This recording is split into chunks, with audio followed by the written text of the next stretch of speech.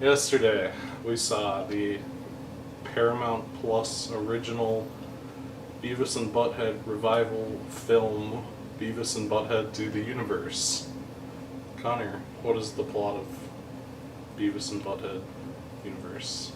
Beavis and Butthead Do the Universe, Rocco's Modern Life to that shit, where they go into space and they hit a black hole, and now it's 2022 and they do wacky things in the modern day, like have a smartphone, and they try to get laid by a U.S. Senator lady who used to be an astronaut with them. And the reason they went into space is because they were so good at docking a thing because it looked phallic. So Aiden, what did you think of Beavis and Butthead Do the Universe? It's, I don't know. I don't know. I've never really liked Beavis and Butthead as much as I like King of the Hill, which is a lot. Beavis and Butthead never really stuck with me, primarily because Beavis and Butthead was very of its time. It was pretty directly a parody of the kind of people who watched MTV in the 90s, which was like weird dumb stoners. And that kind of person doesn't exist very much anymore. The weird dumb MTV kids light themselves on fire and whatever. And all the Beavis and Butthead shit was always just throwaway skits to pad out time between music videos. So. Curtis, you're being rude. Yeah, so it definitely struggles with that right away, where Beavis and Butthead just aren't very relevant characters to anything anymore. And then they kind of do that same thing that all the modern Simpsons does, where it's like, what if Beavis and Butthead had iPhone? What if Beavis and Butthead discovered the internet? What if Beavis and Butthead got lectured by social justice warriors? What if Beavis and Butthead,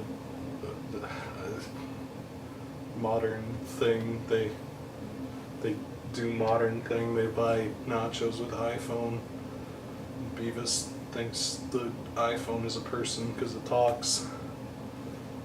It's, I don't know.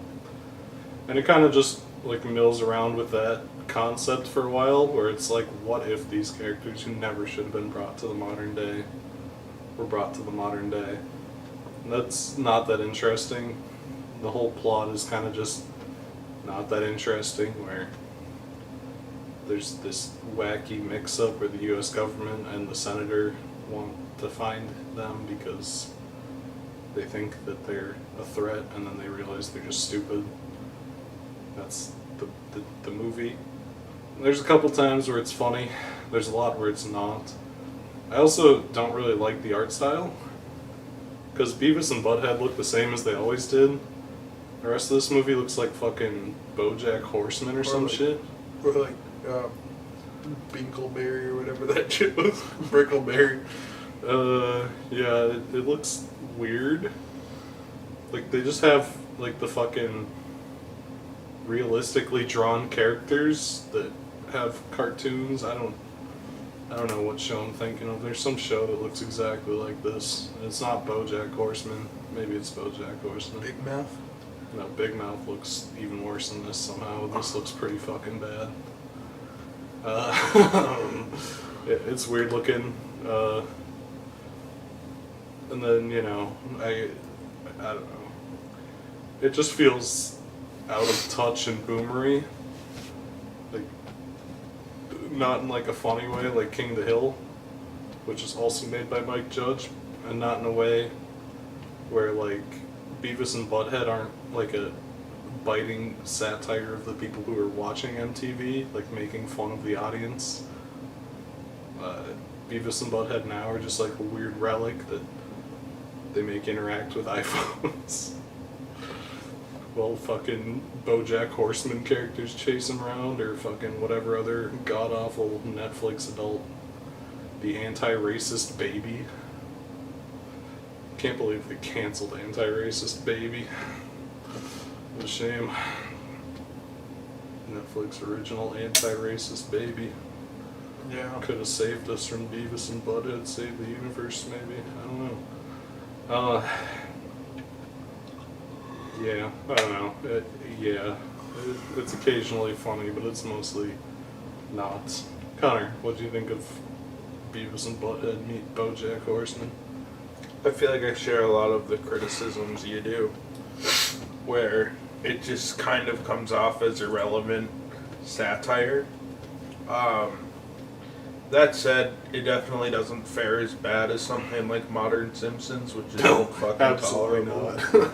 Mike Judge is a great director and writer, and has done a lot of good stuff like King of the Hill, Office Space, and Beavis and Butthead when it was actually a relevant cultural relic. Or when it wasn't a cultural relic, I should say.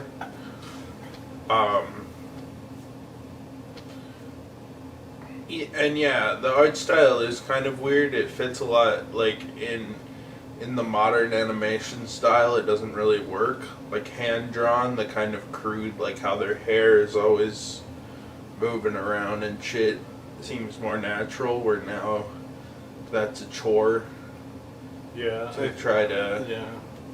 I think, like, maybe you could have the clashing art styles work, but Beavis and Butthead also don't look like they used to. Like, Beavis and Butthead are just, like, digital recreations of what they used to look Right. like. But then they don't, like, stand out enough against these weird BoJack Horseman people, so it all just looks kind of fucking strange. If they were still traditionally animated and bumping around with the BoJack Horseman people, that could have been kind of amusing. Yeah. I don't know. Also, there was other characters in the old show, and they looked like fucking King of the Hill characters. So I don't know why these people look like BoJack Horseman characters. I don't think they use the neighbor exclusively because they might get sued by Fox. Probably. Because the neighbor was literally just Hank Hill. Yeah, he was just a prototype for Hank Hill. Because the neighbor briefly shows up in a cameo. But a lot of them looked kind of bizarre, the few characters that they interacted with in the original show. I don't have much reverence for the original show. I remember watching it a bit in like high school and middle school, but King of the Hill is definitely the show that stuck with me more. So, I mean, it was interesting. It had its moments, but mostly it was just dick and poopy jokes. And since it wasn't actually a satire of anything and was supposed to be like this reverential revival for 90s kids, it just comes off as bland and pointless. Yeah. I don't know. Maybe it's a weird you had to be there thing, I guess. But Yeah, I don't think prob- so. Well, I mean, the point is it's a nostalgic cash grab. Yeah. And being that this is a franchise I have Literally next to none nostalgia for. Like, I remember watching it in middle school a bit when it was on Netflix. That is the extent of my nostalgia. I don't think I've ever watched Beavis and Butthead sober. Me neither. Until today, if you count this as Beavis and Butthead. So, Aiden, would you recommend Beavis and Butthead Do the Universe? There's a very specific set of people that this is going to appeal to very greatly. Those people have already seen it, or, you know, if you haven't, there are ways Because to... you don't have fucking Peacock. It's because you don't have Paramount Plus and Paramount don't know Plus. how to operate a torrent. You'll figure it out, champ. It's not that difficult. As for everyone else, this is not some brilliant comeback that's going to bring on new fans. It's a cash grab for the whatever amount of Beavis and Butthead fans still exist. Connor, would you recommend Beavis and Butthead to the universe? No, I would not. I don't, it's definitely not something worth buying Paramount Plus for. Oh God, no, absolutely not. Like, if you're a huge No, Beavis and fucking Butthead shit. fan, I guess, like, Don't buy Paramount Plus. watch it by your own means, but It's not a streaming service seller. I'll tell you that much. If you're a Beavis and Butthead fan, it might be worth your 7-day trial. But what else does Paramount Plus have that The shitty you might Halo wanna, show. You might want to sit on that 7-day free trial, wait for it. Unless you think you can binge Halo Season 1 and fucking Beavis and Butthead in 1 week. Yeah. If you have a little extra time, you could watch the 4th SpongeBob movie. You could watch Camp Coral as well. Oh, yeah. All the great stuff on They're doing a Paramount King of the Plus. Hill revival show. Yeah, I've heard about At that. least they were. I don't know if it's still a thing. I believe it's still happening. That's Fox, not Paramount Plus, but Yeah, I'm not sure how I feel about that. I think it's going to be. I mean, I'm worried that it's going to be some fucking cringe. Because, you know. I'm Hank Hill and I have a cell phone now. Well, yeah, that, but also. I have an iPhone. King of the Hill was always. What is FaceTime, Bobby? That's definitely one element to worry about, but also the fact that King of the Hill was always like a liberal show making fun of conservatives.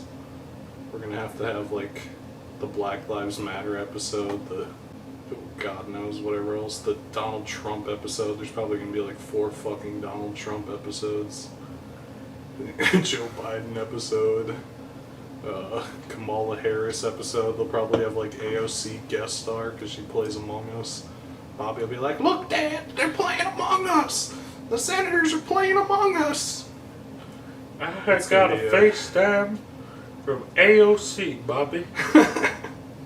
Now, I don't want you talking to AOC, Bobby. Oh God, the fucking January 6th riots episode. I'm worried. I don't Dale know. and Boomhauer go to the January 6 riots. Oh God, yeah. It's gonna be. Hopefully not, but. Yeah, we'll see. We will see.